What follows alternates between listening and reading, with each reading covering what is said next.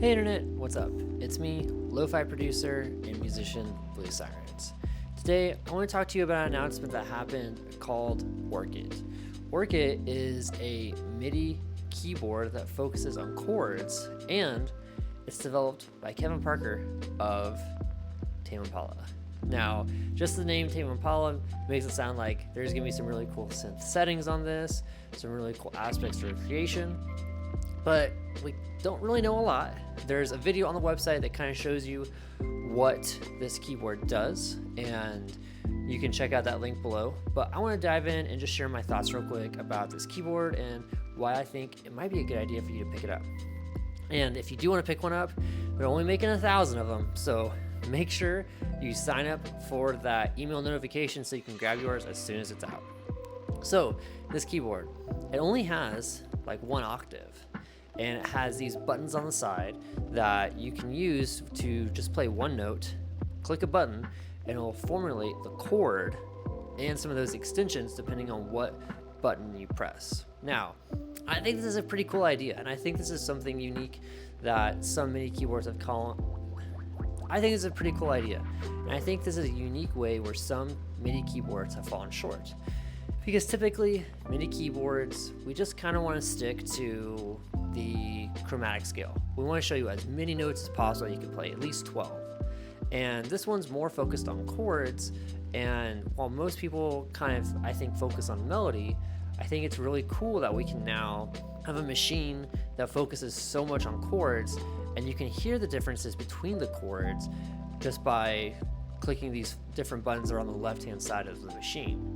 So if you're trying to just find like a different voicing or a transition or how to move the song in a unique way, it's even easier than it's ever been with this machine to make that happen. Because I think most people, we kind of just stick to the major, the minor, and then add a seventh on top of that. But there are some unique voicings you can do when you do a suspended chord, or you add an 11th or a 13th. But if you tell someone that's not really the most fluent guitar player or piano player, hey, you just change that to an 11th chord, change that to a 13th chord, they may not know how to do it.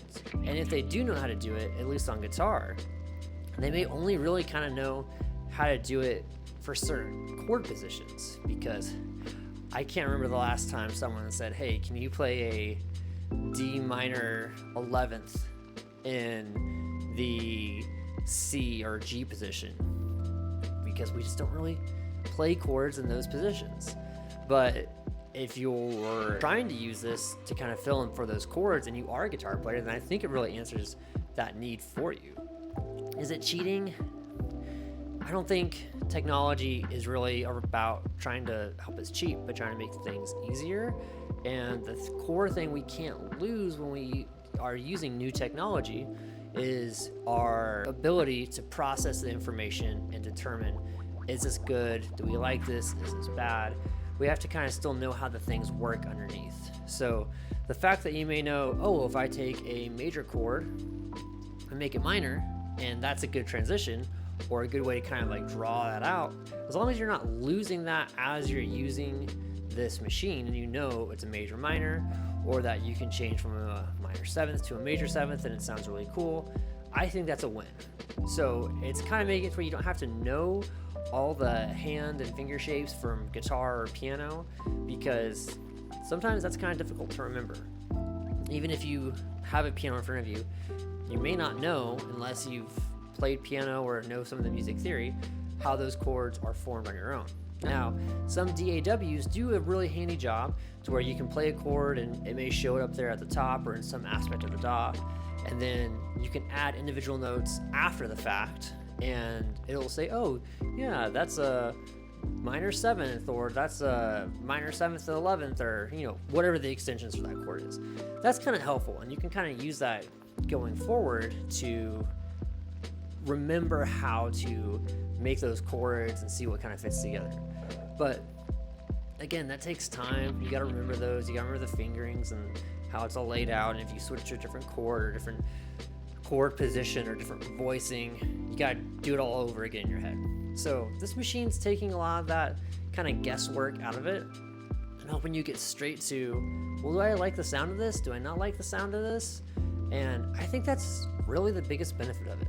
Now, this is a $549 Midi keyboard. Oh yeah, I know. That's a pretty hefty price for it, especially just because it's a couple extra buttons and not a lot of keys for you to play a potential melody on, but enough to where you can. Now, it has some built-in sounds. They sound very Tame Impala-like. There are some arpeggiators and other effects like that, but the most important thing is like you can do a MIDI out and use it with your DAW sounds. It is battery powered, which is kind of interesting, and I didn't get the chance to really see, is this like, oh, I have to put my own batteries in, or can I like recharge these batteries, or can it just take power directly from the device I'm plugging into? I couldn't find a lot of specifications on this as it was just announced. So hopefully in the coming days, we'll see that there are more details available for this. And again, they're only making 1,000 of them. It starts at $550, but you can go to their website, sign up for that mailing list, and hopefully you'll be able to get your hands on one if you want one. I'm really interested in getting one because I think it will really transform the workflow that I have. In lo-fi, there's a lot of 7 chords. There just is. If it's a minor 7 chord or major 7 chord, that's mostly what I use. But I know if I add a couple extra extensions here and there, I can get a really cool kind of feeling or ambience for a song. There's one song I have where I just use the same 2 chords over and over. It's called Commute, and I'll drop a link here in the description below if you want to check that out. But if you have the right chords with the right voicings, it sounds pretty cool, and you don't really need to do a lot. You can just use 2-3 chords. But it took me a minute to figure out what these chords are, and I kind of got the idea for using these chords from a couple other YouTube videos I saw. So it's not that easy necessarily unless you're into that kind of theory or you kind of stumble upon it to get all these different chord voicings. So if that's something you're interested in, which I am, I think this might actually be worth it. I don't know if I can shell out $550 for this keyboard, and I don't even know if I can get my hands on it because there's only 1,000 of them. But it would be interesting to see how this machine works, how it can go into my workflow, and maybe it can even speed up part of the creative process or inspire a lot of really cool and unique ideas by being able to shift so easily between these different chord voicings. But what do you guys think? Are you interested in this new MIDI keyboard? I mean, the fact that Tame Impala, Kevin Parker, is coming out with this from Telepathic Instruments, pretty cool. It's their first MIDI keyboard. We'll see how it goes. But if you're interested in it, let me know. Drop a comment below. Let me know your thoughts on it. And don't forget to like, comment, and subscribe. Peace.